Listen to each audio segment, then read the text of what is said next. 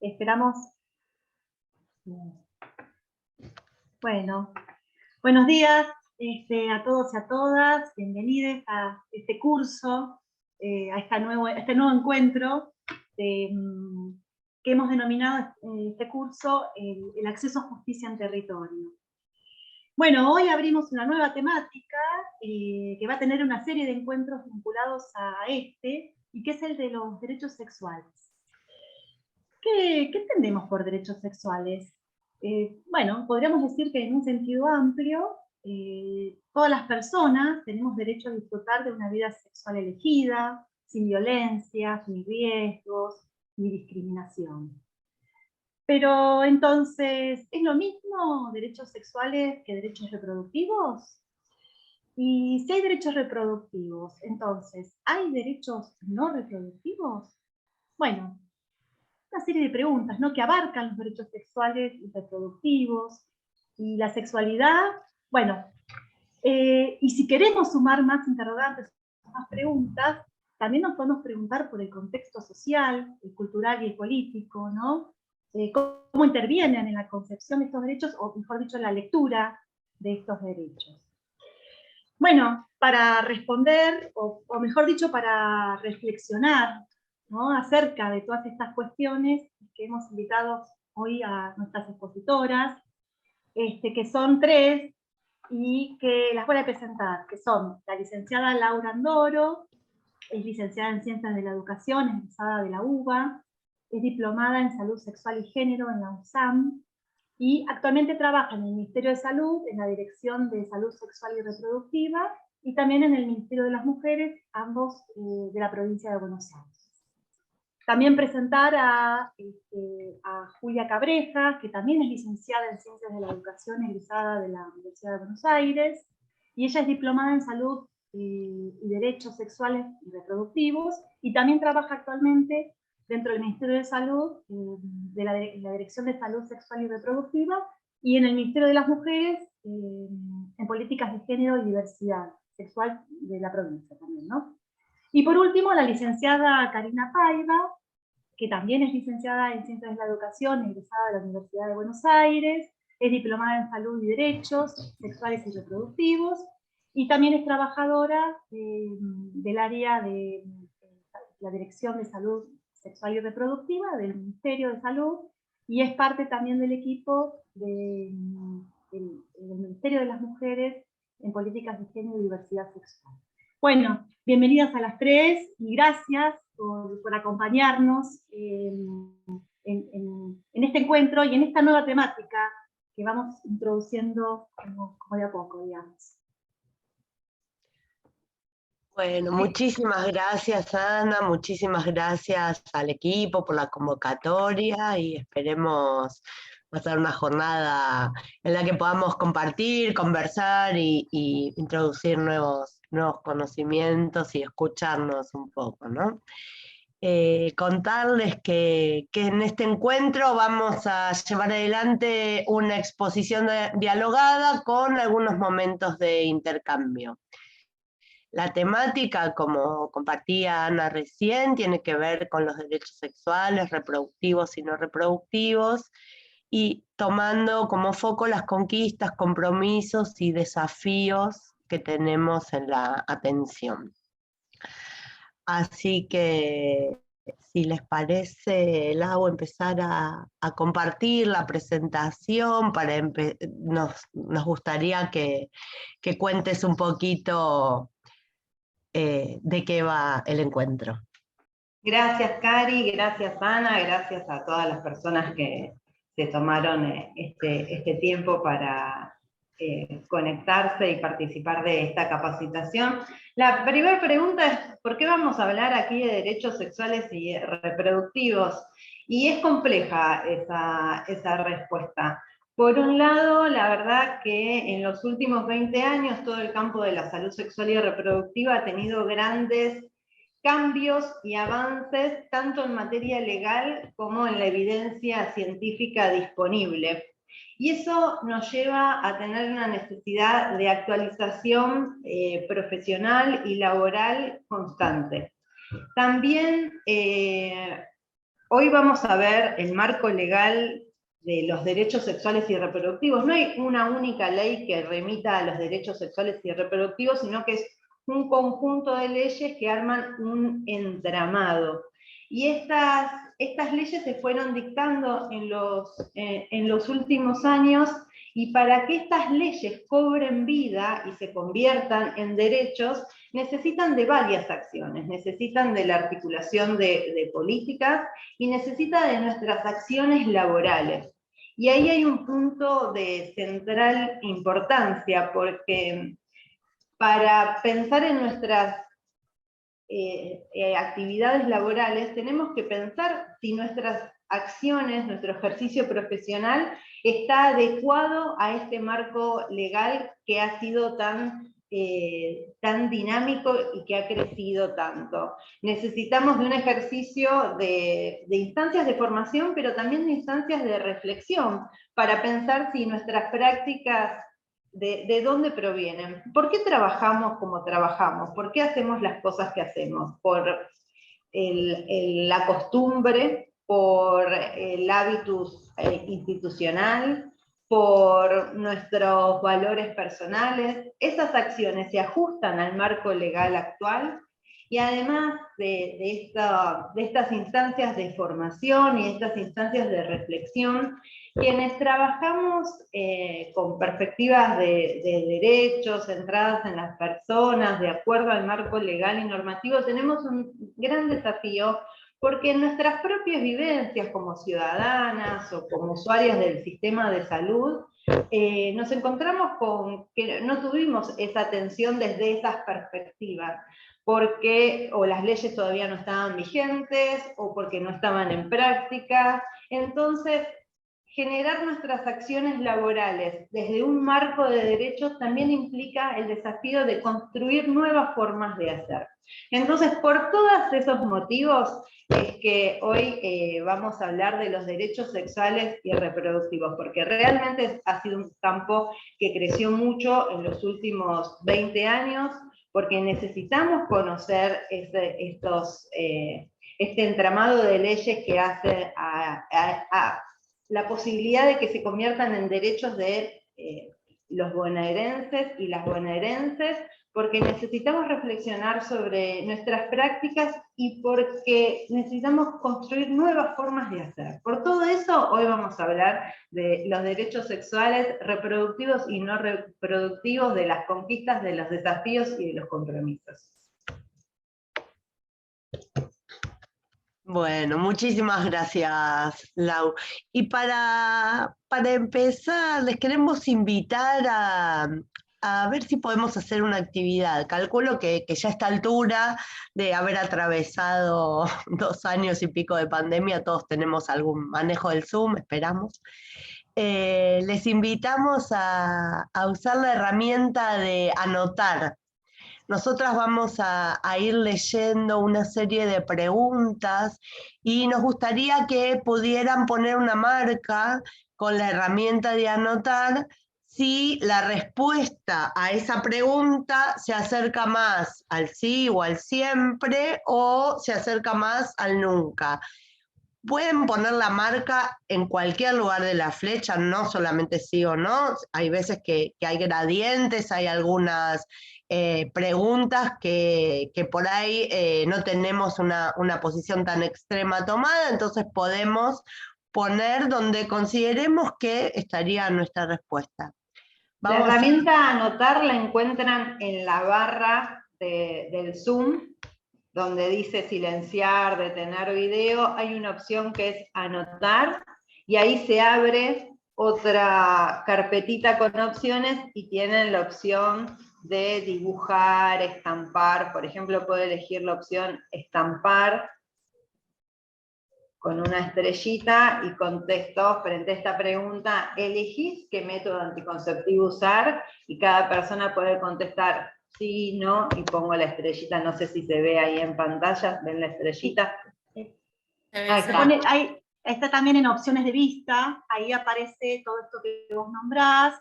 Claro. A veces aparece abajo, a veces aparece arriba en un Zoom, y busquen anotar. En el caso de que se encuentren varias personas con algún dispositivo, bueno, que pueden tener un representante del grupo también en el chat, vamos a hacer lo que sea posible con las posibilidades de conectividad actuales. Empezaron las obras de arte, vamos por ahí. Ahí una persona pregunta porque estás desde el celular está la opción escribir y se puede dibujar así como están haciendo. No están las estampitas, pero sí se puede poner alguna marca sobre la flecha porque vamos a ir agregando preguntas de a una. O sea que la idea sería que pudieran hacer la marca sobre la misma pregunta, sobre la primera flecha. En principio, para esta pregunta de elegís qué método anticonceptivo usar, vemos que la mayoría de las personas está acercándose más al sí siempre. De hecho, una persona con gran habilidad con el cursor logró poner un sí contundente.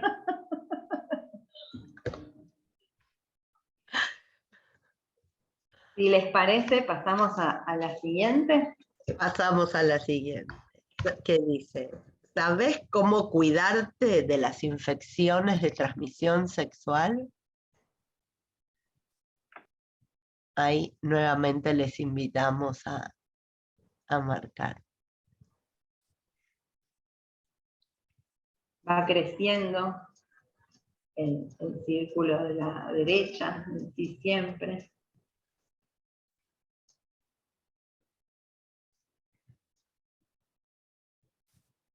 ¿Te parece que pongamos otra pregunta, Cari? Dale, vamos con la que sigue.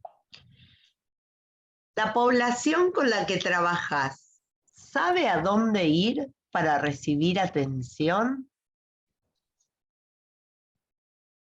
A ver, ahí si cambiamos un poquito el sujeto de la pregunta, ya no son preguntas tan personales, pensamos en las personas con las que trabajamos, que se acercan cada día a hacernos consultas.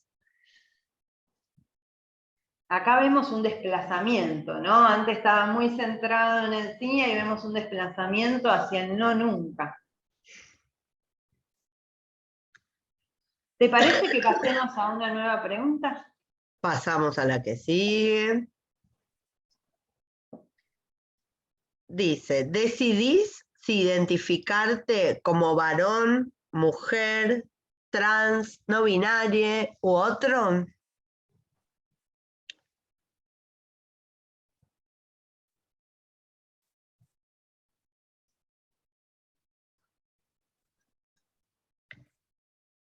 Aquí está más repartido las respuestas más centradas hacia el sí, pero también hacia el no.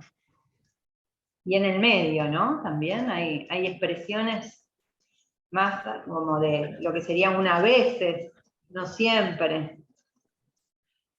Ay, a ver, Diego no puede contribuir, dice, con la obra de arte porque no encuentra la herramienta en el celular. Hay un lapicito, ¿no? En el celular que sale. Me parece que sí, que en las opciones aparece un lapicito para poder dibujar. Si no, en el chat pueden ir poniendo sí, no, y también vamos. También.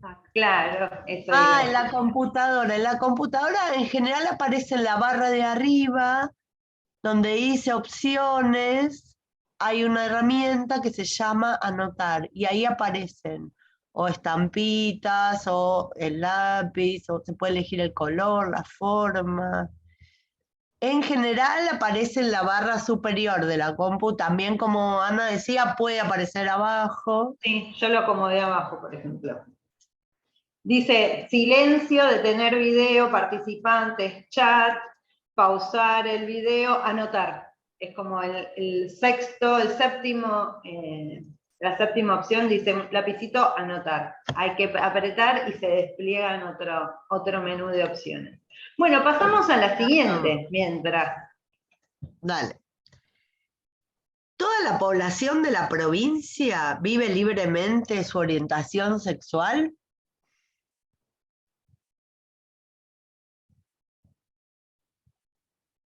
Qué bárbaro, ¿cómo se ve? No sé si ustedes lo ven también en la pantalla. ¿Cómo van apareciendo? Cómo van apareciendo las marcas más cerca del no.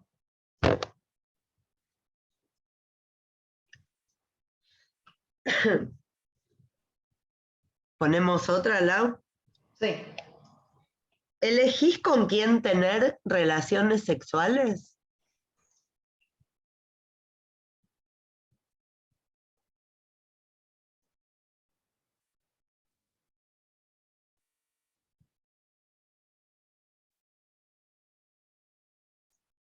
Nos va quedando el círculo verde del sí tapado casi. Esto hay que sacarle una foto después a esta obra de arte. Sí, tal cual, tal cual. Agregué una pregunta más, Cari. Sí, ahí le iba a decir. ¿Elegís cuándo no tener relaciones sexuales?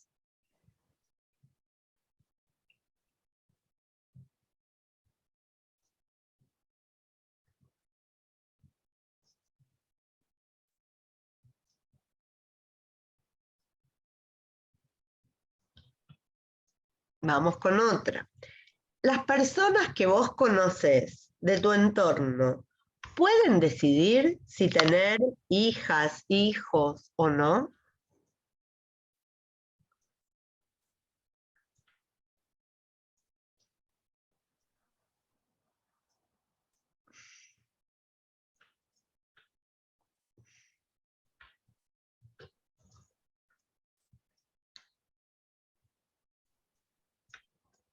Cada Y vez la pantalla va más cubierta. Vamos con la última, si te la parece. última, tal cual. ¿Toda la población de la provincia sabe cómo acceder a un aborto seguro?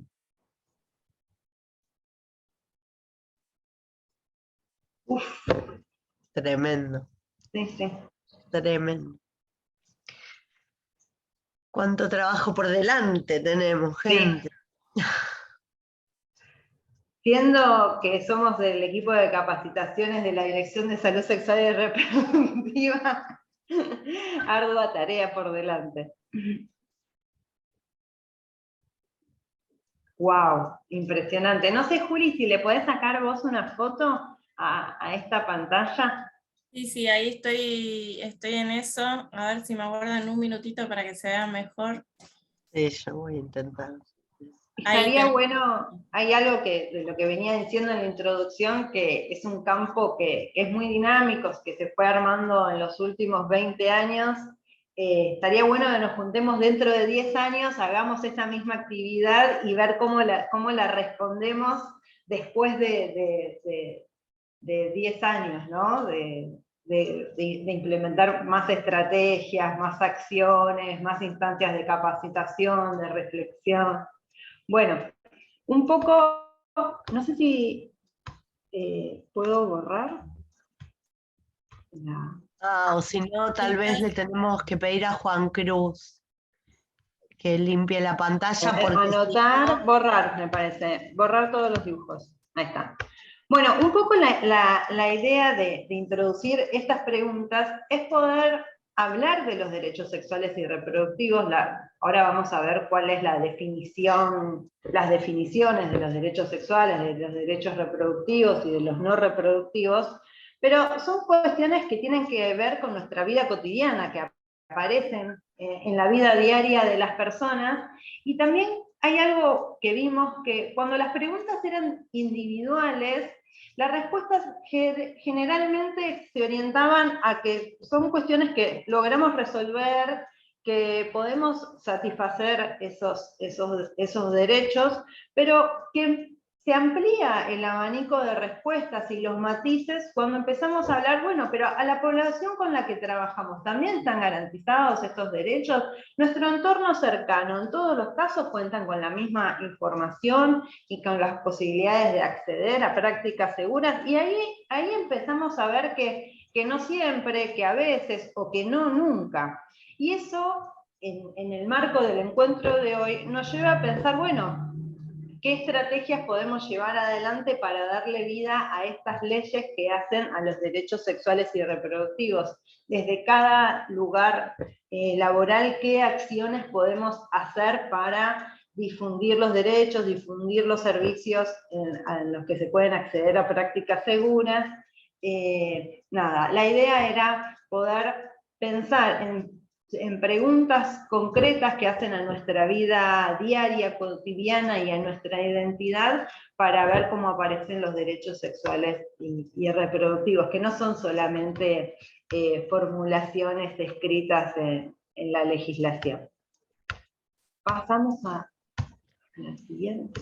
Entonces eso, para seguir complejizando este desarrollo, tomamos recién sus voces y empezamos a escuchar sus puntos de vista y a leerlos sobre todo.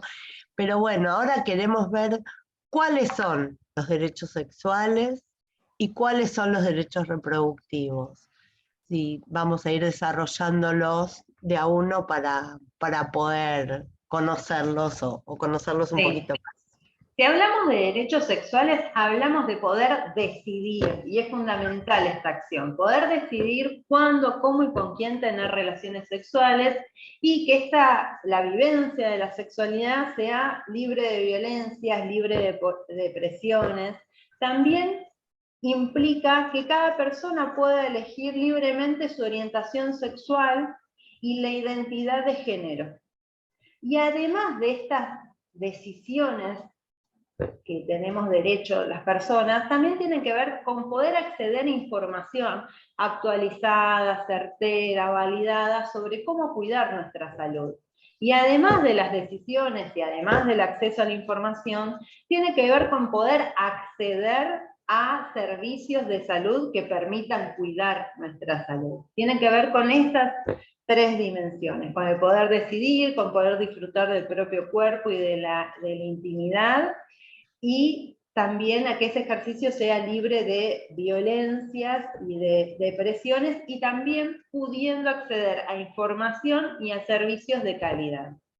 Y si hablamos de derechos reproductivos, hablamos también de poder decidir si tener hijos o no tener hijos, poder decidirlos de forma autónoma y de forma informada. Si decidimos tener hijos, tenemos derecho a elegir con quién, cuántos, cada cuánto, poder recibir atención, información y atención en el embarazo, en el parto, en el posparto, y si decidimos no tenerlo, o cuando decidimos no tenerlos, también poder acceder a métodos anticonceptivos, poder elegir si requerimos una práctica de interrupción del embarazo. Tienen que ver entonces los derechos reproductivos con estas decisiones reproductivas sobre si tener o no tener hijos. También tienen que ver con el acceso a la información, porque las personas tomamos decisiones en función de la información que conocemos, y para llevarlo adelante también necesitamos el acceso concreto a los servicios de salud. Entonces, nuevamente, los derechos reproductivos tienen que ver con la dimensión de las decisiones que toman las personas, con el acceso a la información y el acceso a los servicios de salud, ya sea en cualquiera de los subsistemas de salud. Y hay un término que viene creciendo mucho, que es el término de los derechos no reproductivos, que es un término que aún no tiene jerarquía legal, que proviene de las ciencias sociales que estudian el campo de la salud sexual y reproductiva. Lo pueden encontrar en materiales del Ministerio de Salud de la provincia, lo pueden encontrar en organizaciones feministas. Es un concepto que viene creciendo, pero que aún no tiene jerarquía legal. Así que para empezar, fuimos definiendo los derechos sexuales y los derechos reproductivos, y hablamos un poquito de los derechos no reproductivos. Sí, gracias, Lau. Y lo que es importante tener en cuenta es que los derechos sexuales y los derechos reproductivos son parte de los derechos humanos. Son propios a todas las personas, sin discriminación alguna, independientemente de la nacionalidad, de la religión, del género, de las creencias, nos corresponden a todos y a todas las personas. Los derechos los ejercemos las personas y es el Estado quien tiene la obligación de garantizarlos y promoverlos con legislación y con políticas públicas adecuadas. Esto es lo que queremos desarrollar y profundizar en el encuentro de hoy. Entonces, como decimos, los derechos sexuales y los derechos reproductivos tienen jerarquía constitucional y también tiene una jerarquía internacional a través de diferentes pactos y resoluciones que se fueron desarrollando. ¿Nos querés contar, Lauri? Sí, Cari, el concepto de los derechos sexuales y reproductivos proviene de instancias internacionales, se desarrolló en estas conferencias, convenciones, en el Pacto de Derechos Económicos, Sociales y Culturales, en la Convención sobre la Eliminación de todas las formas de discriminación de la mujer, la Convención de los Derechos del Niño, y en 1994, cuando Argentina lleva adelante la reforma constitucional, adhiere a estas convenciones y pactos, y a partir de esa instancia es que los derechos sexuales y reproductivos cobran jerarquía constitucional. Es decir, que desde 1994 los derechos sexuales y reproductivos tienen rango constitucional. También hay otras instancias rectoras en la materia, como las conferencias internacionales sobre población y desarrollo del Cairo, la Conferencia Mundial de Derechos Humanos y la Conferencia Mundial sobre la Mujer. Estas instancias son las que desarrollan los conceptos de derechos sexuales y reproductivos, y Argentina adhiere a ellas y cobran al interior de nuestro país rango constitucional.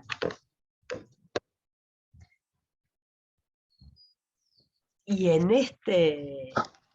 esta línea que estamos desarrollando, saber que los derechos sexuales y reproductivos no se reflejan en una única ley, sino que, como decía Laura al principio, están entramados en un conjunto de leyes que se fueron sancionando, sobre todo en los últimos 20 años en nuestro país, y qué es lo que podemos ver en esta diapositiva, ¿no?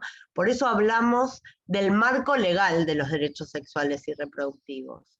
Lo que vamos a hacer en el encuentro de hoy es ir recorriendo algunas de estas leyes para ir viendo en qué años se fueron sancionando y pensar en este marco amplio. Nuestro país es uno de los que tiene el marco legislativo más amplio en cuestión de derechos sexuales y reproductivos.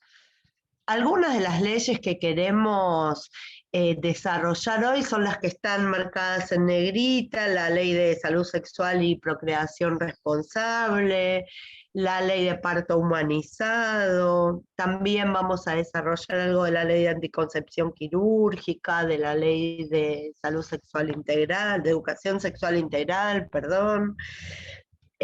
También las leyes que tienen que ver con la protección integral contra las violencias, la Ley de Derechos del Paciente, de matrimonio igualitario, la Ley de Identidad de Género, la Ley Micaela y la Ley de Acceso a la Interrupción Voluntaria del Embarazo, sancionada más recientemente. Vamos a ir ahora desarrollando algunas de estas leyes. Les volvemos a invitar a poner las preguntas en el chat, y si no, como dije al principio, más adelante va a haber un momento de intercambio de preguntas donde pueden abrir el micrófono. Intentaremos ir conversando acerca de las cuestiones que surjan. Sí, también, como les decíamos al principio, si vemos los años, salvo la primera, que la Ley Nacional de SIDA, que es del 90, de leyes desde los 2000, en los últimos 20 años se conformó un marco legal sólido y robusto. Lo que vamos haciendo ahora, como les contaba acá, es de alguna de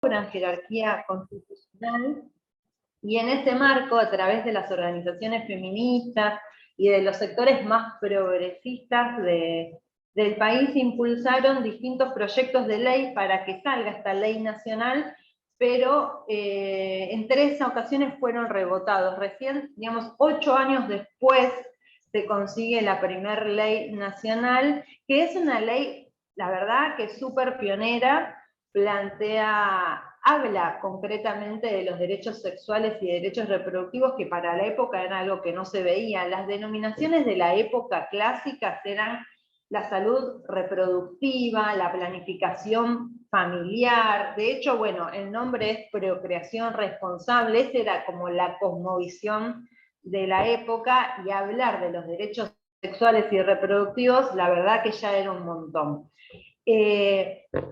La importancia de esta ley es que establece objetivos comunes para todo el territorio de la Argentina. También propone que las personas puedan acceder a información y a métodos anticonceptivos de forma gratuita. Y el tercer punto de mayor importancia es que convoca al sistema educativo y a desarrollo social a colaborar con el sistema de salud para difundir los derechos sexuales y reproductivos a la población. Entonces, lo que trae de importante esta ley es que cambia el eje. Ya, digamos, no está centrado en la consulta individual, donde el profesional de la salud es el que diagnostica, asesora sobre un método anticonceptivo o indica un método anticonceptivo, sino que es la persona que por los distintos recorridos en el sistema educativo, en las distintas instancias públicas, dispone de información y la persona decide qué método anticonceptivo le parece más apropiado a ella. Se va dando un cambio en los vínculos, en el enfoque de atención en lo relacional. Entonces, esta ley estableció objetivos comunes para toda la provincia, estableció la gratuidad y el acceso a la información sobre métodos anticonceptivos, y convoca a otras instancias estatales a colaborar en la difusión de la información. Al año siguiente, la provincia de Buenos Aires sanciona la ley 13.066, que es la primera ley de salud sexual de la provincia, que tenemos que destacar que no era tan progresista como la ley nacional. Si vemos su texto, habla solamente de la salud reproductiva, no habla de los derechos sexuales y reproductivos, habla de la salud reproductiva, y habla, para ubicarnos en la época, ¿no? Que las personas podemos acceder a métodos anticonceptivos, pero divididos entre naturales y no naturales. Y los no naturales deben ser transitorios, reversibles y no abortivos. Entonces, digamos, si bien todo esto en un avance, tenemos que ponerlos en la época. En el 2015 se actualiza la ley y se modifica la ley 13.066 y se crea la 14.738, que ahí sí nos viene a hablar de una perspectiva mucho más contemporánea y habla de la creación de dispositivos de consejería, es decir, que el sistema de salud con equipos interdisciplinarios necesita generar instancias de consejería para comprender la complejidad de cada persona, porque cada persona es distinta. Y es más, digamos, se empieza a poner el foco en qué es tan importante lo comunicacional como los saberes sanitarios, ¿no? Que el saber comunicacional es un saber sanitario para efectivizar el acceso a la salud. Y también habla de las consejerías para la atención pre y post aborto. Ya de las primeras nociones de métodos anticonceptivos naturales y no naturales a esta ley 14.738, que habla de las consejerías, de los equipos interdisciplinarios, del acceso al pre y post aborto, hay un cambio de época bastante marcado. Bueno, qué importante, ¿no? Que podamos ir viendo cómo se va actualizando y relacionándolo con el contexto. Otra de las leyes que queremos tomar, que es del año 2006, es la Ley de Anticoncepción Quirúrgica, que también nos viene a traer nuevas maneras de ver y de intervenir en esta temática. Claro, como les decía recién, la primera ley de salud sexual y reproductiva de la provincia hablaba de los métodos reversibles, transitorios y no abortivos. Lo que viene a decir la ley 26.130 es: toda persona mayor de edad puede acceder a una anticoncepción quirúrgica de forma permanente, por libre decisión suya. No es que frente a un diagnóstico o a una patología o a una determinada situación social, el saber médico indica la anticoncepción quirúrgica. Dentro de la anticoncepción quirúrgica nos referimos a la ligadura de trompas, en el caso de las personas que tienen trompas de falopio, o a la vasectomía, en el caso de las personas que tienen testículos. Antes solamente se podía acceder a anticoncepción por un diagnóstico médico. A partir de esta ley, toda persona mayor de edad puede elegir el acceso a una anticoncepción permanente y de forma gratuita también. Y esto viene, por un lado, a romper este mandato de la obligatoriedad reproductiva, ¿no? Porque dice, cualquier persona mayor de edad, no hace falta que haya tenido hijos, no hace falta el consentimiento de la pareja, no hace falta el diagnóstico médico. Cualquier persona puede acceder a la anticoncepción quirúrgica de forma libre e informada. Es verdad, también tenemos que decirlo, que esta ley encontró mucha resistencia en el sistema de salud. Aún hoy podemos encontrar comentarios como: pero vos sos muy chica, pero pensalo bien, mirá que después te vas a arrepentir, o situaciones en las que se posterga el acceso a la anticoncepción porque no hay anestesia, no hay turnos. Digamos, es una ley que ha encontrado bastante resistencia, y también resistencia dentro del sector. Digamos, cada persona por sus propios recorridos en el sistema de salud habrá recibido instancias de consejería en anticoncepción. Sobre todo las mujeres podemos acceder a charlas, a diálogos sobre anticoncepción, pero mucho menos sucede entre los varones y mucho menos entre los urólogos. Es muy poco frecuente que un profesional de urología dé una consejería y hable de la vasectomía o hable del preservativo. Sí, ahí tenemos como grandes desafíos. Siempre las leyes decimos que respaldan procesos de cambio, pero que no impactan inmediatamente en las prácticas sanitarias, pero los impulsan, los habilitan. Después vienen nuestras propias acciones.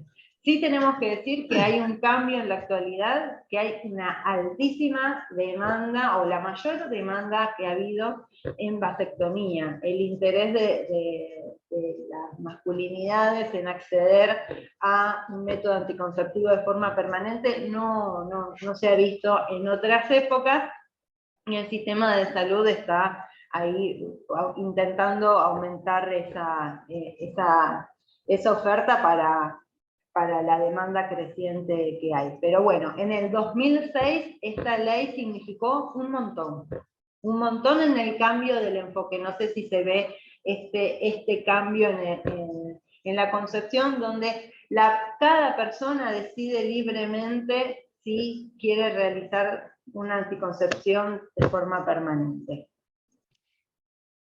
Sí, o tal vez por lo menos está escrito en una ley y sabemos, quienes tomemos esa decisión, que nos podemos respaldar en esa ley.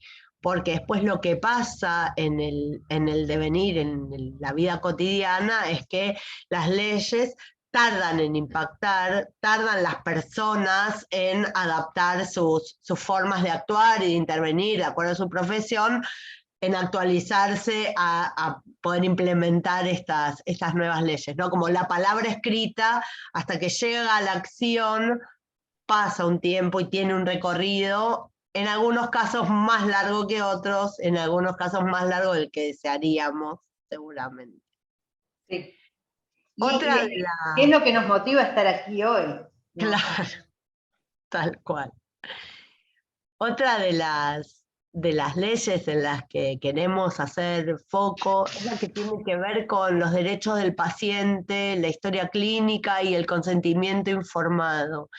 Esta es una ley muy, muy importante de conocer y de tener a la mano al momento de acceder al sistema de salud. Se sancionó en el 2009 y, bueno, Lauri, contanos un poco más. Esta ley, como decís vos, es súper importante. Y no solo para la salud sexual y reproductiva, es para el acceso de la salud en general. Lo que viene, el aporte de esta ley, que habla de los derechos del paciente, historia clínica y consentimiento informado, es decir, cada persona es un sujeto activo, participativo, con poder de decisión, que debe ser debidamente informado para que sea la persona quien tome decisión sobre las intervenciones médicas, clínicas que hagan falta, digamos. Plantea que los profesionales de la salud tienen el deber de cumplir con algo que se llama transparencia activa, que es informar comprensiblemente y acabadamente sobre el cuadro de salud, sobre los riesgos, las posibilidades de acción, y quien decide no es el profesional médico, sino que es la persona, el paciente, la persona usuaria. Entonces viene como señalábamos en las dos leyes anteriores, cambia el enfoque relacional dentro del sistema de salud entre los profesionales médicos y los pacientes. También plantea que la historia clínica, ¿de quién es la historia clínica? La historia clínica es de cada persona, no es de la institución, no es del profesional de salud, sino que es de la persona usuaria, y hay que cuidarla como una documentación personal. Y también plantea el consentimiento informado. El consentimiento informado no es un papel que te dan para que vos firmes y a partir de que lo firmás accedes a una práctica, sino que el consentimiento informado es un proceso informativo en el cual se cuentan cuál es el cuadro, cuáles son los riesgos, cuáles son las posibilidades de acción, pero que se le da lugar a las preguntas de las personas. Y después, una vez que la persona ha sido debidamente informada, con un lenguaje claro, sencillo, es que la persona decide qué práctica o la decisión que decida tomar, y si es necesario, se deja asentado con una firma. Pero lo que nos viene a hablar estas leyes es de poner la atención que el sistema de salud está al servicio de las personas usuarias y viene a romper un poco al modelo médico hegemónico, ¿no? Por decirlo de alguna manera. Viene a fortalecer los derechos de las personas frente a las necesidades de atención de su salud. Y en este mismo año, en el 2009, también se sanciona la Ley de Protección Integral para prevenir, sancionar y erradicar la violencia contra las mujeres en los ámbitos en los que se desarrollan sus relaciones personales, interpersonales. Es un año también donde se sancionan leyes fundamentales y queremos compartir un poco del texto de esta ley, ¿no, Juli? Sí, Cari. Ustedes seguramente, por lo que nos contaron, estuvieron trabajando en relación a esta ley, sin embargo, queríamos repasar unas cuestiones que nos parecen clave y detenernos en otras que son estratégicas para pensar en los derechos sexuales y reproductivos. Cuando hablamos de violencia contra la mujer, quería permitirme releerles la definición porque es amplia y es bien interesante para comprenderla. Nos dice esta ley que la violencia contra la mujer, y podemos pensarlo esto también en violencia por razones de género, es toda conducta, acción u omisión, fíjense que incluye la idea de omisión, que de manera directa o indirecta, tanto en el ámbito público como en el privado, basada en una relación desigual de poder, afecte su vida, su libertad, dignidad, integridad física, psicológica, sexual, económica o patrimonial, como así también su seguridad personal, y esto incluye, lógicamente, las acciones u omisiones que son perpetradas desde el Estado o por sus agentes, ¿no? Fíjense cómo nos permite tener una mirada amplia de qué entendemos por violencia por razones de género, por violencia contra las mujeres. Y como ustedes sabrán, esta ley nos habla de distintos tipos y modalidades de violencia, lo que nos permite reconocer situaciones de violencia por razones de género en la vida cotidiana que por ahí años atrás o que no siempre se reconocen como tales. Digo años atrás, pero también en la actualidad muchas veces se naturalizan y cuesta identificarlas como violencia. Por eso es interesante tener claro que estas definiciones que nos hablan de distintos tipos y modalidades. Bueno, justo hay una sirena de fondo, no sé si se escucha.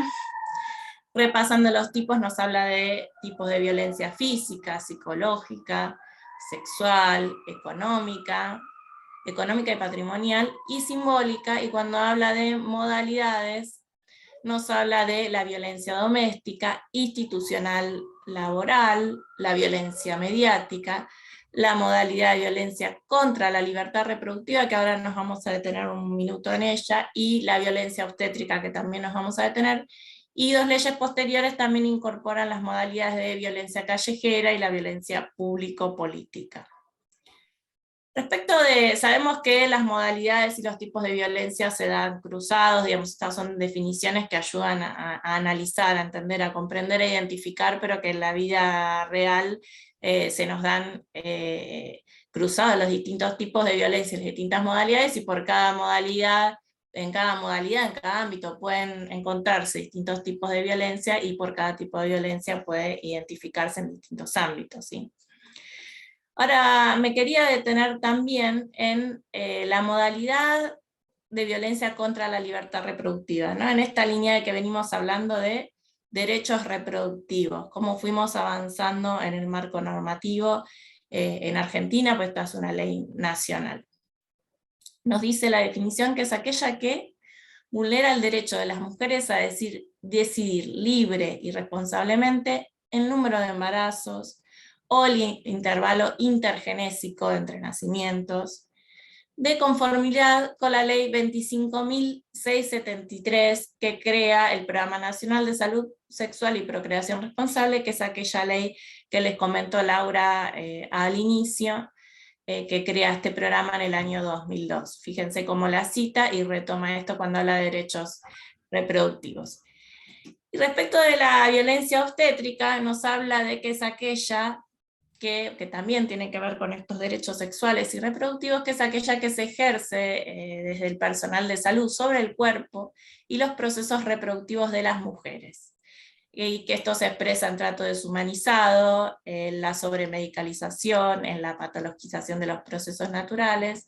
Y acá también refiere y cita la ley 25.929, que de esta ley no habíamos hablado hasta el momento, que esta ley de parto humanizado se sanciona en el año 2004, o sea, 5 años que esta ley, y que nos habla de esta importancia y del derecho a no ser sometidas a intervenciones rutinarias, ni a medicamentos que aceleren el parto, si no es necesario. Define que la persona que da luz y la persona que nace son las protagonistas del preparto, parto y posparto, y que tienen derecho a atravesarlo en compañía de quien desee, respetando también las distintas pautas culturales, costumbres. Básicamente que la persona tiene derecho a parir de la forma y tomar decisiones sobre su proceso de parto, ¿no? Y acá las invitamos a hacer un ejercicio de reflexión, de introspección, de recordatorio, de quienes hayan pasado por un proceso de parto, quienes hayan escuchado relatos de amigas, de personas que hayan pasado por un proceso de parto, si se han dado o no en estas condiciones que plantea la ley de parto humanizado, que fíjense que es del año 2004 y que esta ley de protección integral la retoma. Entonces, volviendo a esta ley de protección integral de la mujer del año 2009, fíjense qué importante que es reconocer los distintos tipos y modalidades de violencia contra la mujer. En tanto, esto nos permite reconocer muchas situaciones cotidianas que son violencias por razones de género y que muchas veces las naturalizamos, nos cuesta reconocerlas. Poder hacer ese trabajo de identificarlas es un ejercicio, y obviamente esta ley, por todo lo que les comenté, nos habla entonces de los derechos sexuales y los derechos reproductivos, y si queremos decir también no reproductivos. Gracias, Juli. También lo que vamos viendo es como, así como en el ejercicio que hicimos nosotras al principio, se van corriendo las respuestas de un lado a otro, también en estas leyes que se van sancionando, se va corriendo la decisión y el protagonismo del lado más de las personas que concurren o asisten al sistema de salud, cuando antes estaban del lado del sistema médico y con la mirada del profesional médico hegemónico, que era quien tomaba las decisiones y decía lo que había que hacer, se va como corriendo hacia el lado de las personas que asisten para recibir atención en el sistema de salud. Y esto es muy importante también que lo podamos ver.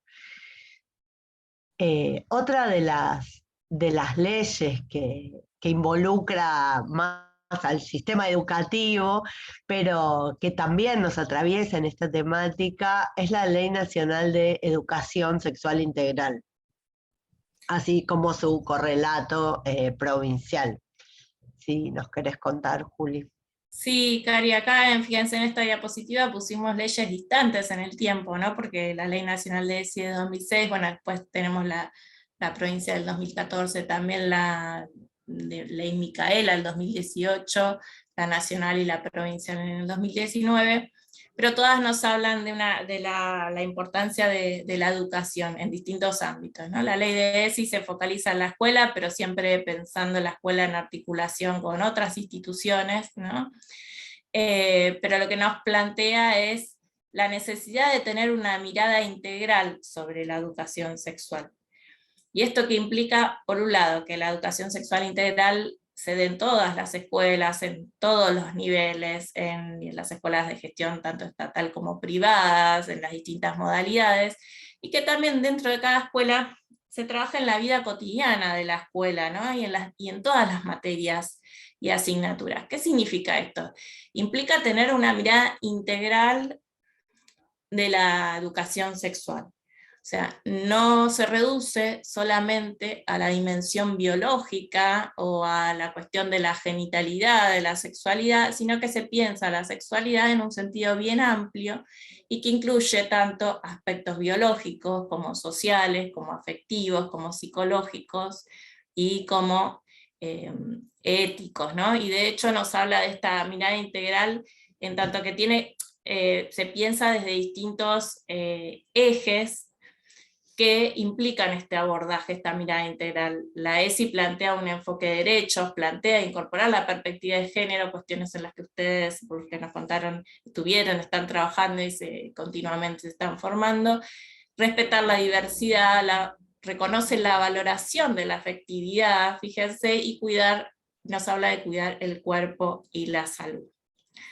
Bueno, podríamos seguir diciendo varias cuestiones más, pero fundamentalmente nos parecía interesante retomar esta idea de la mirada de la educación sexual desde una perspectiva integral y los desafíos que implican ellos, y obviamente abordar la ESI implica abordar derechos sexuales y derechos reproductivos y no reproductivos.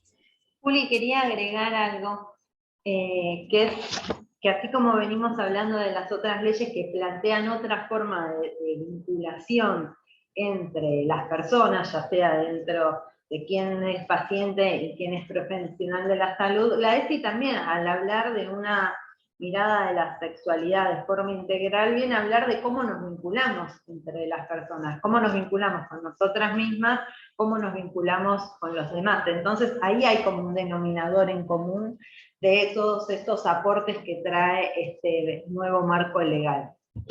Solo eso. Gracias, Lauri. Sí, totalmente. Y después, en consonancia de cuando hablamos de educación, ¿no? Tenemos la ley Micaela Nacional y la bonaerense, y que nos plantea la capacitación obligatoria en temáticas de género y en violencia contra las mujeres para todas las personas que cumplen una función pública, ¿sí? En todos los niveles, en todas las jerarquías, sea de forma permanente, sea de forma transitaria, y en los tres poderes del Estado, ejecutivo, legislativo y judicial. Fíjense cómo estas leyes, como traía Laura, nos hablan también de este y de un cambio de paradigma, ¿no? que nos plantea la urgencia de trabajar desde una perspectiva de género, de la no discriminación, de eliminar las violencias, de promover la igualdad, y todo esto lógicamente incluye el abordaje de los derechos sexuales y los derechos reproductivos y no reproductivos de los que venimos hablando. Si avanzamos un poquito más, también queremos compartir qué cambios y qué nuevas visiones nos trae esta ley de matrimonio igualitario del 2010, así como la ley de identidad de género que viene a introducir cambios sustantivos en nuestra vida cotidiana, ¿no, Juli? Sí, fíjense que estas dos leyes nos hablan claramente de derechos sexuales. Cuando arrancamos la capacitación hablamos del derecho a elegir y a vivir plenamente y libremente de la orientación sexual, ¿no? Entonces la ley de matrimonio igualitario va en consonancia clara con este derecho, y también hablábamos del derecho a poder elegir libremente la identidad de género, incluso compartíamos al inicio estas preguntas y todo, podemos elegir o podemos elegir libremente cómo identificarnos, ¿no? En este sentido, la ley de identidad de género de Argentina es pionera en el mundo, es como una ley muy, muy, muy interesante, digamos, en su letra escrita. Como venimos diciendo todas las leyes, el enorme desafío que tenemos es garantizar la implementación, ¿no? Pero quería mostrar dos cuestiones centrales que nos plantea esta ley, es que nos habla del derecho de todas las personas a ser reconocidas y tratadas según la identidad de género con la que la persona se autopercibe. Esto, en cualquier caso, la persona tiene el derecho a ser reconocida y tratada con la identidad de género con la que la persona se identifica, con la que se autopercibe. Y también tiene derecho a ser inscripta en el documento de identidad de acuerdo a cómo se autopercibe, ¿sí? Y otra gran línea que propone esta ley de identidad de género es que plantea el acceso gratuito a la salud integral, incluyendo prácticas de modificación corporal, porque estas pueden ser tratamientos hormonales, pueden ser cirugías parciales o totales que tengan que ver con la corporalidad y con su identidad de género, siempre obviamente de acuerdo a las decisiones de la propia persona, ¿sí? Que elija una identidad de género no significa que tenga que realizar una modificación corporal, esto en la medida que la persona lo solicita, lo requiere, lo necesita. Y en esta línea, fíjense cómo seguimos avanzando en esta mirada de la autonomía de las personas, de poder elegir con quién vincularse, de poder elegir cómo identificarse. Y para llegar como al final por ahora de este recorrido, llegamos a la ley de interrupción voluntaria del embarazo que se sancionó en el 2021, muy recientemente, y que también amplía sustantivamente los derechos de las personas con capacidad de gestar. Sí, Cari, esta ley reconoce la autonomía de las personas para decidir sobre su cuerpo. También viene a hablarnos de este mandato, esta obligación reproductiva. Lo que amplía la ley principalmente es que hasta la sanción de esta ley se podía acceder a la interrupción del embarazo por un sistema de causales.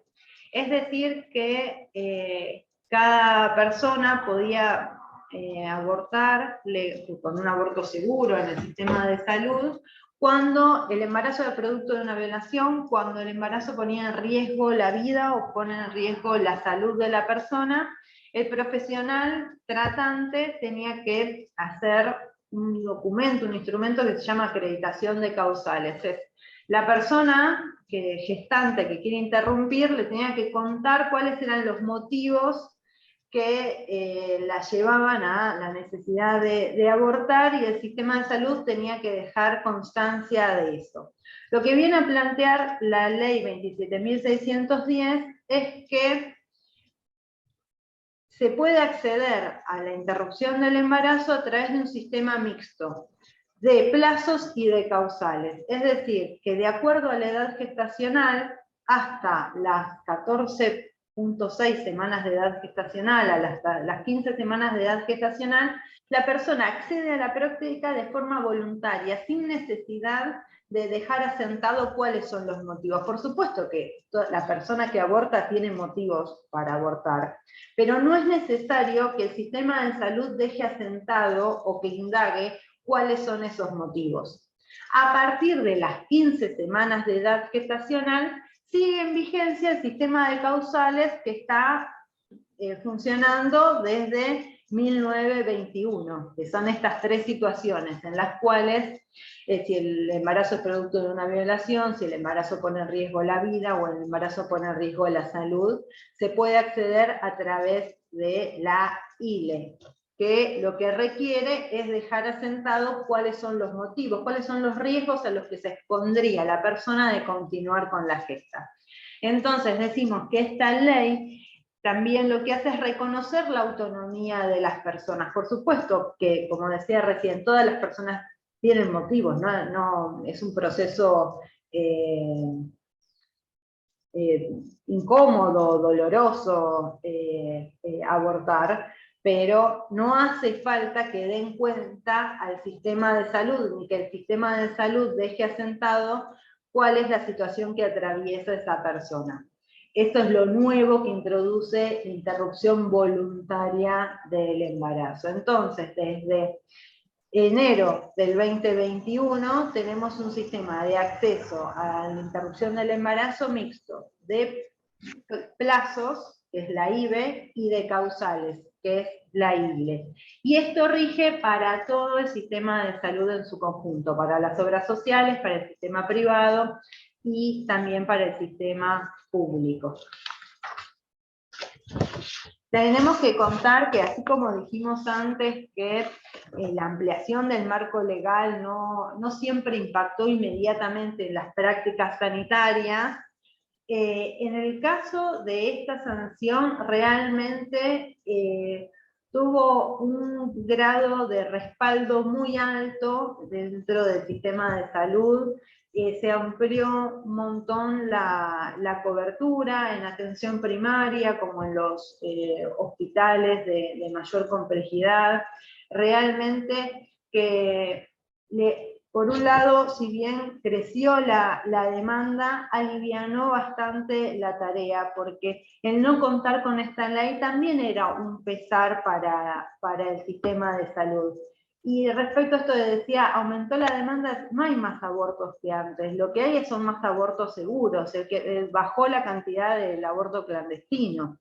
Entonces, realmente que es una ley que encontró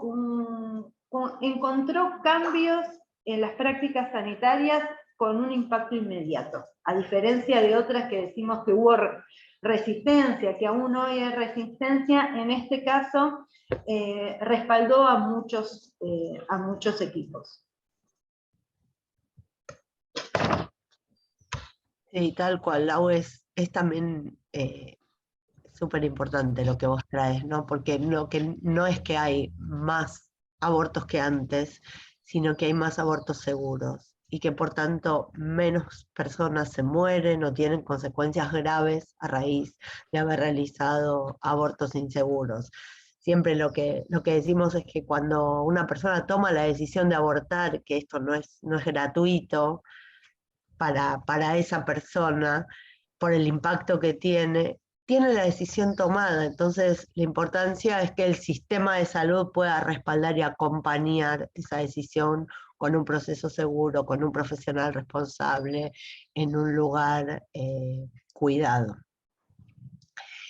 En todo este marco de leyes y derechos que venimos desarrollando, hicimos algunas especificaciones que tienen que ver o con el sistema de salud o con el sistema educativo. Fuimos diciendo cómo se corrió el eje hacia el marco de derechos y de protagonismo de las personas, pero hay un sector de la población que tiene como algunas particularidades y que hay que tener en cuenta cuáles son los recortes y los límites, o a partir de qué edad empiezan a tener plenos derechos las niñas, niños y adolescentes. A partir de la Ley de Protección Integral de Niños, Niñas y Adolescentes se habla de una autonomía progresiva de las personas.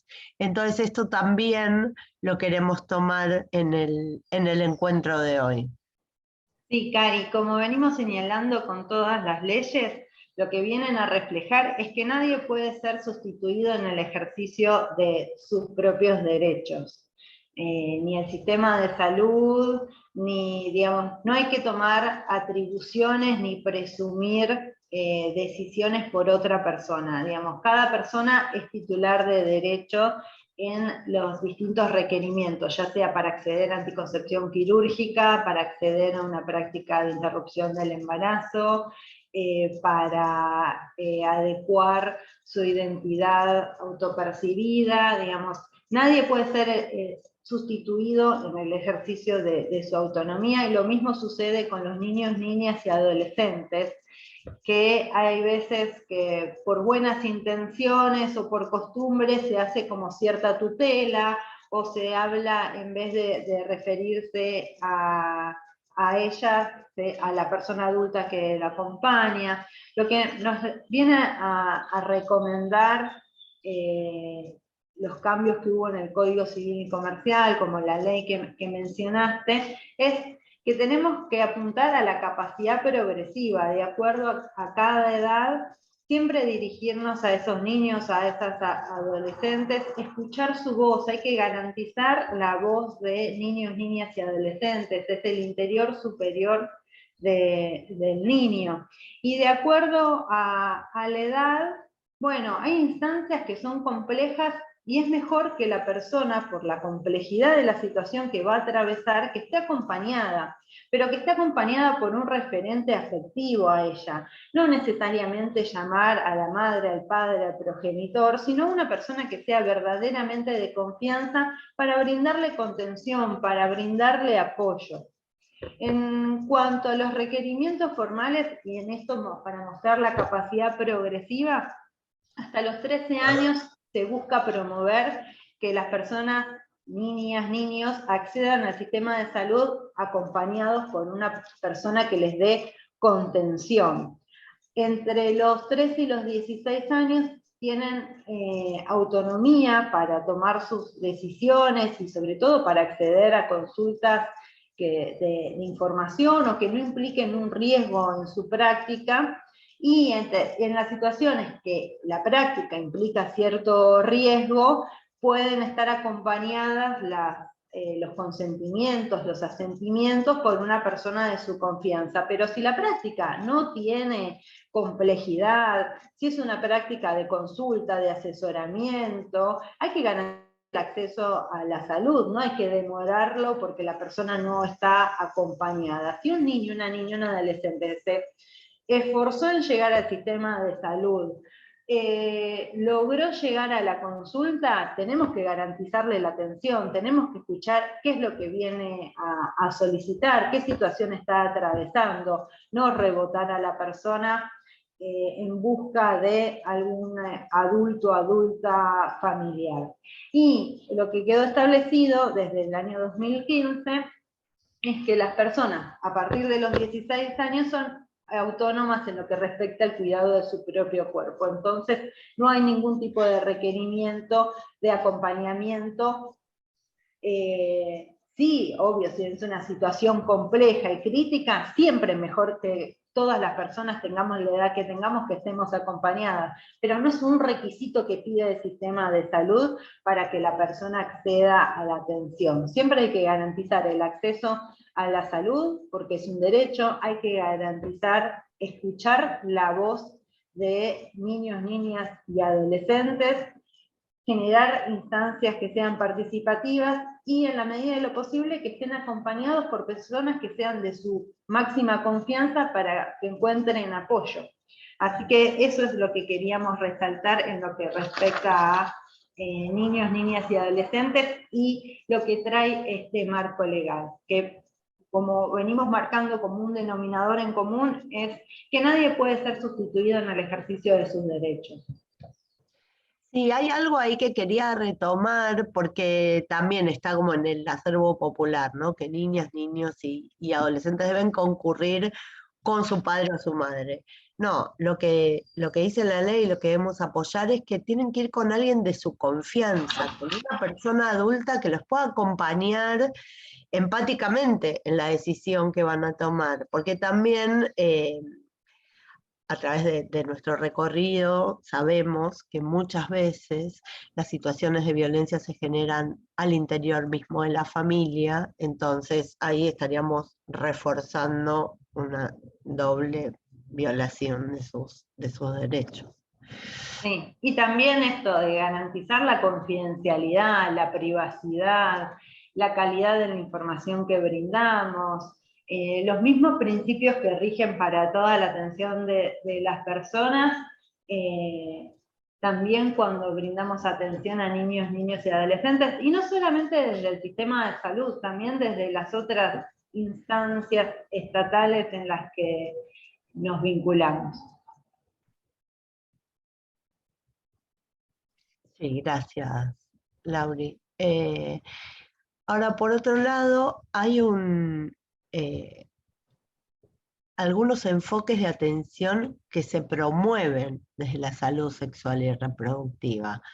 ¿Cuáles son estos enfoques?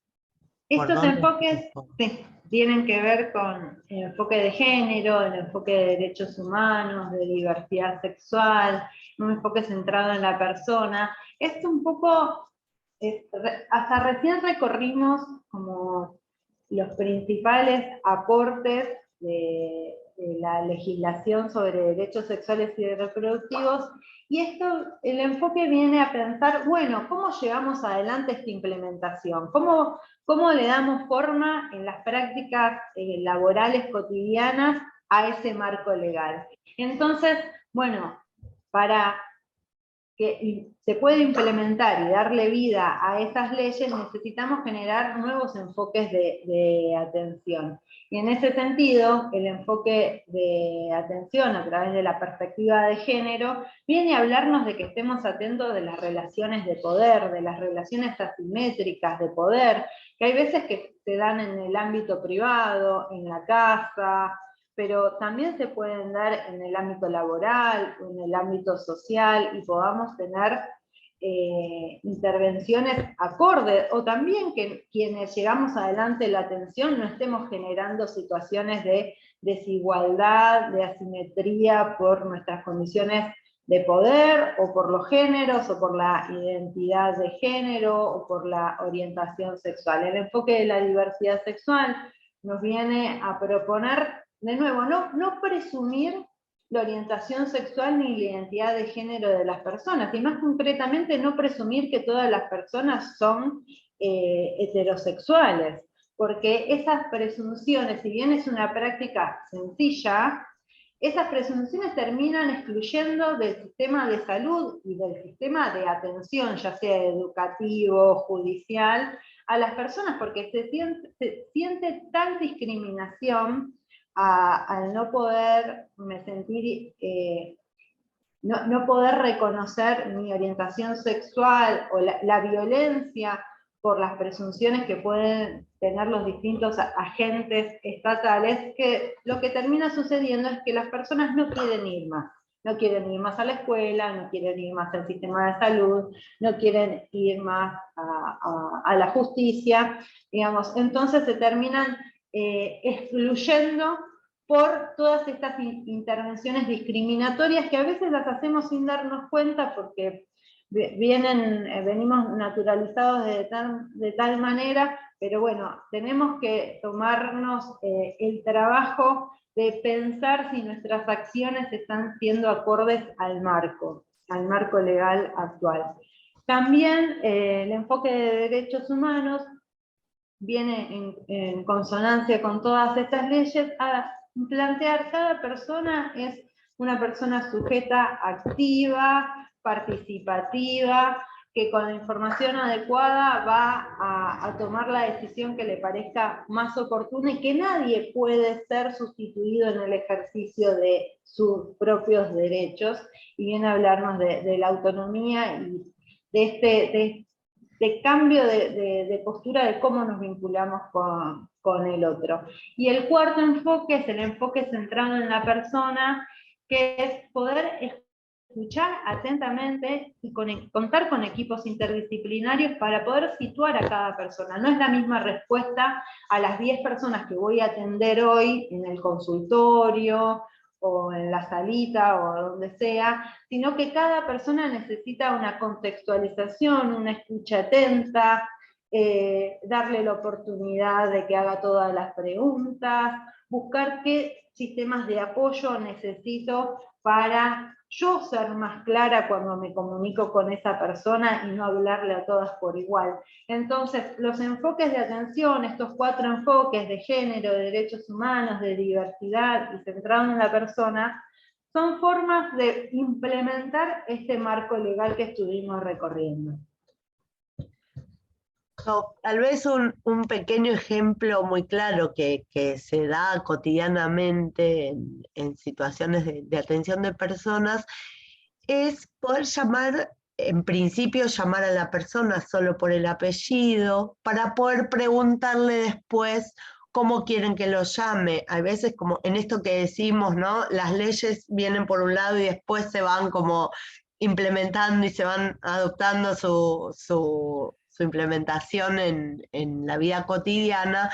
A veces, las personas tal vez todavía no llegaron a hacer el cambio de nombre en el DNI, por ejemplo.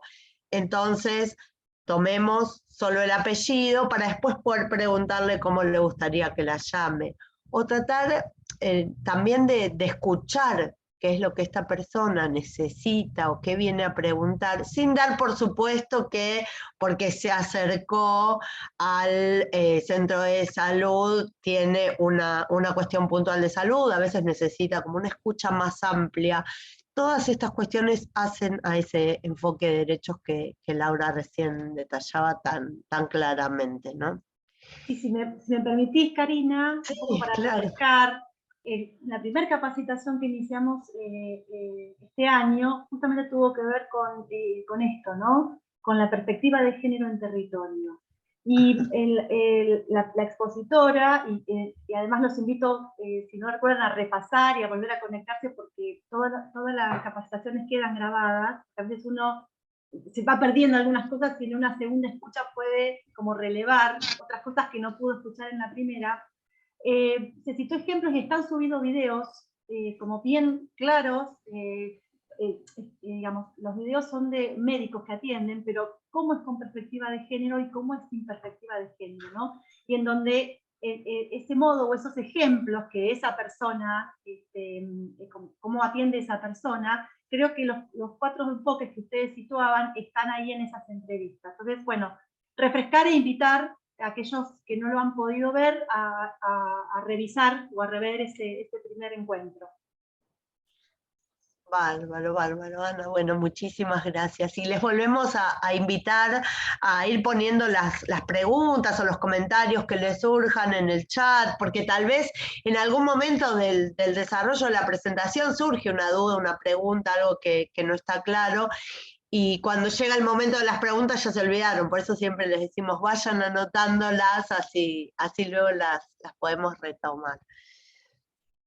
Ahora, para continuar, ¿quiénes abordan las cuestiones relacionadas a los derechos sexuales y reproductivos?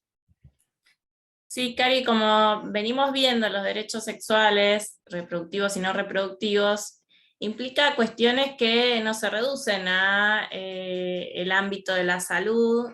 En ese sentido, no se limita a la esfera del Ministerio de Salud, ¿sí? También hoy podemos citar varios ejemplos de cómo se acompaña la promoción de los derechos sexuales y reproductivos de distintos ministerios públicos, por ejemplo, el programa Envión, ellas hacen primeros años de desarrollo social, el programa de ESI, de educación sexual integral, el Plan ENIA, distintas formaciones, cursos y campañas del Ministerio de Mujeres, Políticas de Género y Diversidad Sexual de la provincia, y también desde Nación, pero justamente lo que los invitamos a pensar cómo desde los distintos lugares que ocupamos se pueden trabajar cuestiones que tienen que ver con los derechos sexuales y reproductivos, y necesitamos que sea así, que sea un trabajo interdisciplinario, desde distintos sectores, interministerial, desde distintas áreas, y con todo ello también pensar el accionar fundamental que tiene la sociedad civil, las organizaciones de la sociedad civil. Bueno, podemos pensar en socorristas profesionales, en Red, Casa, FUSA, etcétera, etcétera, podemos mencionar varios, pero pensar en cómo la sociedad civil también cumple un rol fundamental en este proceso de promover y de buscar garantizar los derechos sexuales, reproductivos y no reproductivos, que estuvimos trabajando hoy en una selección de leyes que, como vimos también, son muchas más que las que empezamos a trabajar hoy, ¿no? Hicimos una selección. Y en este sentido, ¿se pueden hacer reclamos si no se cumplen los derechos sexuales y reproductivos? ¿Y cómo se pueden hacer estos reclamos, Juli?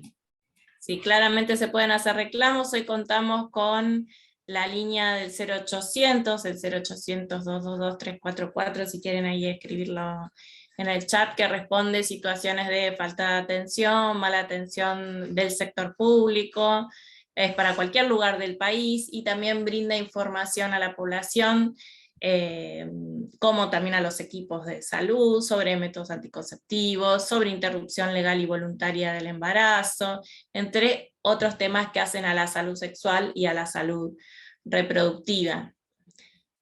Brinda también orientación para el acceso a efectores de salud, y también, como dijimos, permite recibir reclamos por falta de atención o insumos del sector público. Si hablamos del sector privado, de obras sociales, el reclamo se puede hacer a Defensoría del Pueblo, y también tengan en cuenta que existe la línea 144 donde se pueden denunciar situaciones de violencia por razones de género, y que esto incluye claramente derechos sexuales y reproductivos, como estuvimos trabajando.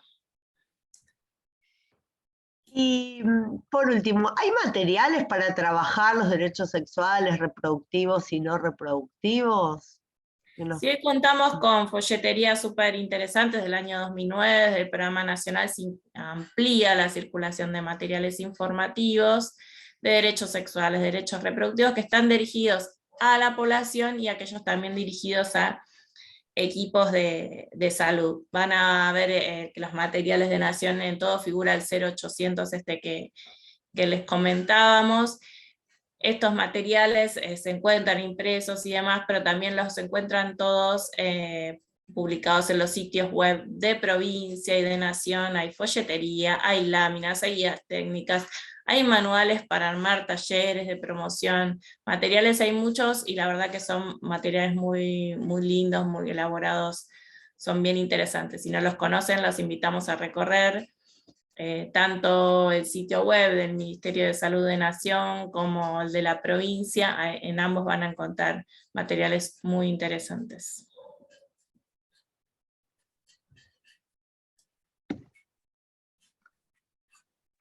Bueno. Muchísimas. Queríamos tomar una cuestión más, Ana, perdón. Sí, antes de adelante. Sí, las preguntas. Ahí nosotros planteamos una serie de acciones que consideramos necesarias y posibles a incorporar. Entonces les volvemos a invitar a usar la herramienta de anotar, ya que funcionó también al principio del encuentro. Queremos volver a hacer una obra de arte, como uno de ustedes decía, tomando sus voces, sus puntos de vista acerca de estas cuestiones. Yo voy a ir leyendo estas premisas muy graciosas que todas dicen 1, no sabemos por qué. Las intentamos numerar para que les sea más fácil ponerlas en el chat, pero nos quedó todas número 1. Me parece que para nosotras son todas prioritarias, eso es lo que quiso manifestar nuestro inconsciente. En fin. Si te parece, las leemos y mientras les invitamos a ir poniendo las estampitas. ¿Qué opciones consideran que ya a partir de la semana que viene pueden ir incorporando en su ejercicio laboral diario? La primera dice, incorporar la perspectiva de género, derechos humanos y diversidad en la atención que brindo. Otra, generar instancias de reflexión sobre nuestras prácticas profesionales con compañeras, compañeros, compañeros de trabajo sobre los derechos sexuales reproductivos y no reproductivos. Tener cartelería y folletería en los espacios de espera. Hacer talleres en articulación con salud sobre derechos sexuales y derechos reproductivos para la población. Conocer los efectores de salud cercanos y los servicios que brindan para poder difundir. Armar redes con los servicios que brindan atención en la protección de derechos de niños, niñas y adolescentes locales, violencia de género, Defensoría del Pueblo, del municipio donde trabajo, donde vivo y otros. Promover entre compañeras, compañeros, compañeros de trabajo, preguntar a las personas que atienden por cómo prefieren que las llamen y no digan, por ejemplo, mamita, nena, papi, nombre que está en el DNI, como decíamos antes, y otras ideas que les surjan y que pueden escribir en el chat o abrir el micrófono incorporar a esta breve lista. Sí, son bienvenidas todas las ideas estas que estuvimos volcando, es a partir de nuestras experiencias de trabajo que vamos viendo que implementan distintas estrategias y vamos tomando nota de ellas. Algunas tienen que ver con generar instancias de reflexión sobre nuestras propias prácticas con los compañeros de trabajo sobre estos temas, otras tienen que ver con disponer de folletería y cartelería. Puede ser folletería la propia que distribuye el Ministerio de Salud de la Nación, o hacer con una cartulina de manera más casera, hacer talleres con articulación con salud, como sería este caso que estamos aquí hoy, buscar otras instancias, conocer qué efectores de salud hay cerca de cada centro de atención, armar redes, que ya tiene otro nivel de complejidad más elevado, pero mucho más necesario, porque generalmente trabajamos con la misma población, la misma que llega al sistema de salud es la que les llega a ustedes. Y eso, bueno, con pequeños cambios como, bueno, ¿cómo nos vinculamos con las personas que atendemos desde el momento del nombre, que un poco tiene que ver con el primero, con incorporar la perspectiva de género, derechos humanos y diversidad? Bueno, ahí se va poblando nuestra diapositiva de tildes y cruces y marcas, con lo cual me parece Sí. que básicamente coincidimos en la importancia de incorporar todas estas acciones, ¿no? Yo creo que así, a boca de urna, me parece que armar redes es de las más marcadas, conocer los efectores de salud cercanos también. Hacer talleres también, generar instancias de reflexión sobre las prácticas. Qué importante, ¿no? Poder reflexionar sobre nuestras propias prácticas. Sí, que muchas veces es fácil decirlo, pero tomarse el tiempo para compartir con otros, repensar, bueno, cómo atendimos, cómo podríamos atender, tener tiempo para estas instancias de capacitación.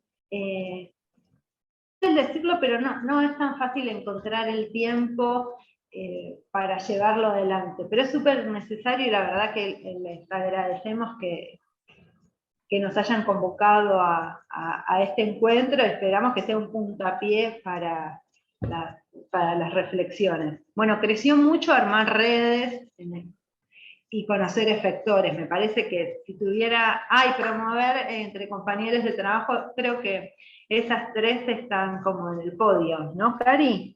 Sí, tal cual, eso estaba viendo. Ahí le hice una fotito también para tenerla, para seguir pensando. Bueno, Bueno, ahora sí, Ana. Gracias, muchas no, gracias. gracias a ustedes, porque los equipos están siempre respondiendo a las consultas, y en eso que uno queda atendiendo siempre a las consultas, se pierde este momento, o el momento de reflexión, o el de frenar, el de interrogarse. Y en ese sentido, les queremos agradecer a ustedes, ¿no? Este aporte y todo lo que ustedes han traído, en nombre de todos los presentes, lo digo, ¿no? Porque creo que es una instancia de reflexión, ¿no? De frenar y decir, bueno, a ver, qué nosotros como equipo, qué yo como trabajador, ¿no? Y es una instancia sumamente válida.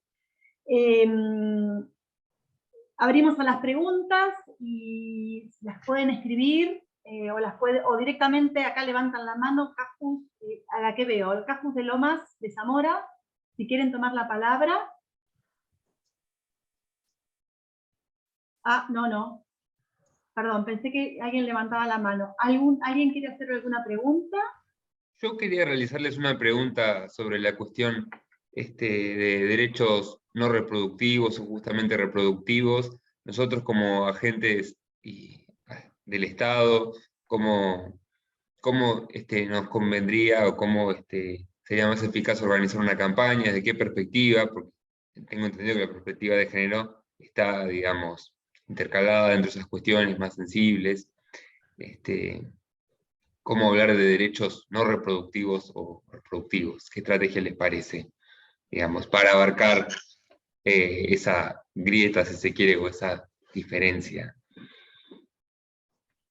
Y yo creo que tiene que ver con el consenso que haya al interior de quienes salgan a difundir y estén en la dirección de esos nuevos materiales. Por ejemplo, digamos, hoy por hoy el término derechos no reproductivos no tiene jerarquía legal, pero es un tema que está empezando a crecer. Como les contaba, viene de las ciencias sociales, y nada, dentro de unos años no vamos a tener dudas de que va a tener jerarquía legal, pero recién se está construyendo como la demanda. Y por ejemplo, en la provincia de Buenos Aires, los documentos que se publican oficiales, las guías del ministerio, hablan de derechos no reproductivos. Y distinta es la decisión por ahora de Nación, que al no tener jerarquía legal lo bancan el término, pero no lo ponen en documentos oficiales, digamos. Eso es de acuerdo al consenso que haya de cada dirección. Eso es lo que tenemos para decir sobre ese tema.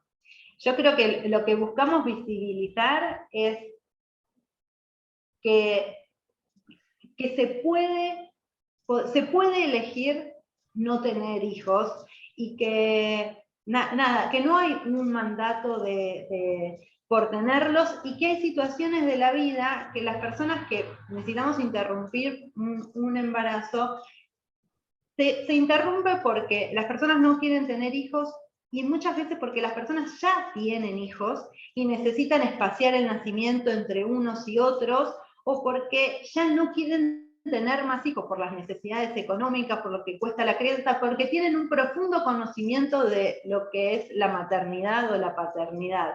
Entonces, nada, lo que buscamos es habilitar que se comprenden todas las situaciones, que no vamos a prejuzgar la necesidad que tenga cada persona, que es esta idea de que nadie es reemplazado en el ejercicio de su derecho, y que es una posibilidad.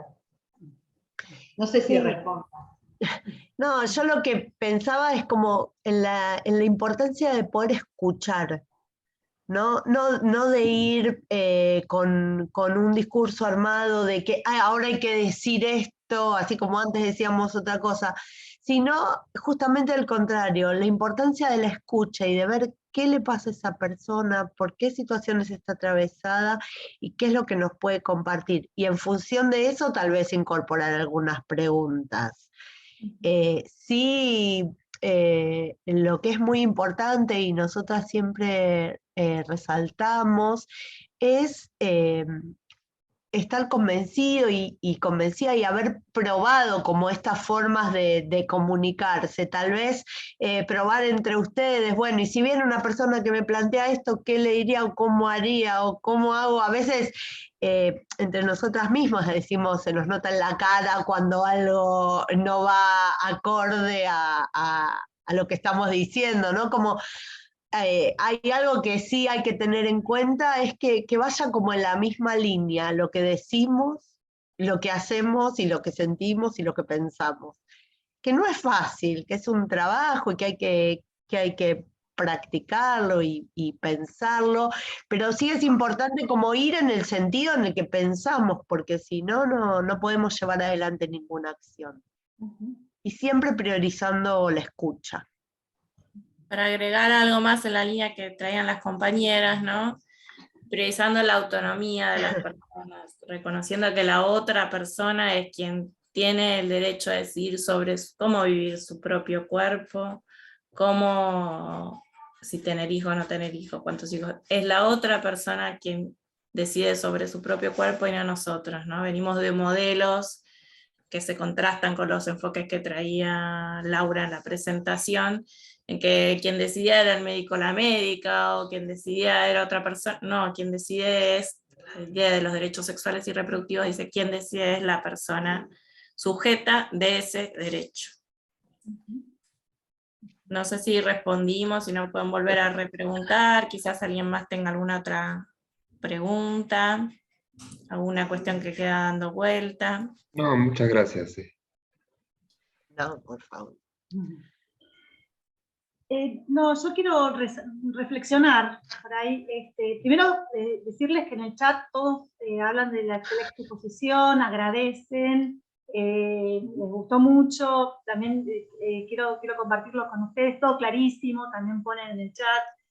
Y me quedo con dos reflexiones, o para reflexionar. En la primera pizarra que ustedes armaron, el no fue en dos cuestiones. Una es que la provincia de Buenos Aires, o aquellos consultantes que llegan a los CAFUS, que creo que son mayoría de los CAFUS, no vive libremente la orientación sexual, y lo otro era, no saben cómo acceder a un aborto seguro. Sí, digo. Perdón, y enlazando estas dos cuestiones con lo que ustedes también decían, ¿no? El saber o efectivizar el derecho a la salud, sí, las leyes respaldan, pero el saber comunicacional como en primer término. Sí, perdón. Y el poder de la palabra, ¿no? De poder mencionar aquello que no estamos acostumbrados a hablar. Venimos de una historia, incluso personal, en que en nuestras infancias la sexualidad era un tema tabú. Entonces, poder hablar de esas cuestiones, poder ponerle nombre, ponerle palabra, desde cada uno el lugar que esté, ¿sí? Desde la función que cumpla en ese diálogo y en la atención a la población, quienes trabajan directamente con la población en general, me parece que es clave. Cari, perdón que te... No, porque digo, yo también me quedaba pensando cuando dije antes, ¿no? Cuánto trabajo tenemos por delante. Digo, por ahí también compartirles otra herramienta que es dentro de la página del Ministerio de Salud. Hay mapas, hay información de lugares de atención, también para que los tengan a mano, porque si ustedes contestan que las personas no saben a dónde recurrir, bueno, que ustedes tengan las herramientas para poder compartirlas, no solo poniendo folletería y cartelería y mapas, y también poder compartirla y por ahí buscar juntas y juntos, bueno, entrar a la página del Ministerio de Salud, hay una serie de botones y hay uno que se llama específicamente atención al aborto, entonces ahí habla de lugares con atención de mejor calidad, en este sentido, del respeto de los derechos y la autonomía de las personas, o por ahí buscar como ir compartiendo esta información a la que probablemente nosotras tenemos más acceso porque estamos dentro del sistema público y la persona que está atravesada por estas situaciones le resulta más complejo. ¿Hay alguien? Sí. Perdón, antes de continuar, sí, porque hay una reflexión en el chat.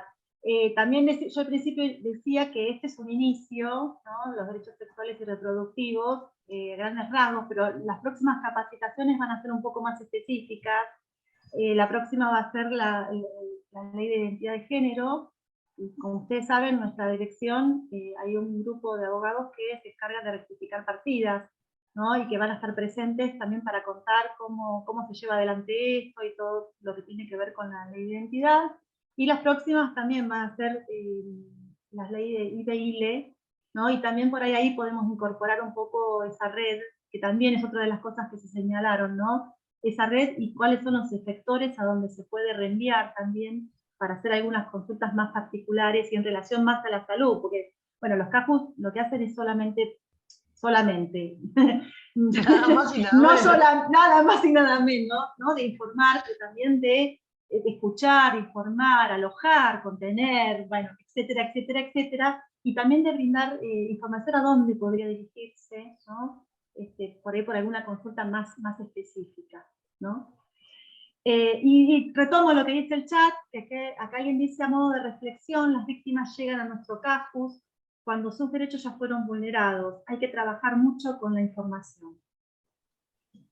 Perdón, y Ana, en línea con lo que decías de la información de la provincia de Buenos Aires, si ustedes ingresan a el sitio web del Ministerio de Salud, hay un botón que se llama, lo llamamos botón que es aborto, salud sexual, ahí aparece un mapa donde están señalizados justamente efectores que hoy garantizan el acceso a la IVE y a la ILE, Así que ese mapa los invitamos a recorrer. Después, si tenemos alguna oportunidad, en todo caso te lo podemos compartir como para que lo tengan más a mano, pero es información que está publicada en el sitio web del Ministerio. Sí, como dice Juli, ese canal de comunicación y el 0800 son dos que tenemos que tener a mano, por esto también que señala el Cajus Morón, digamos, las situaciones que nos llegan es que llegó tarde la información, digamos, no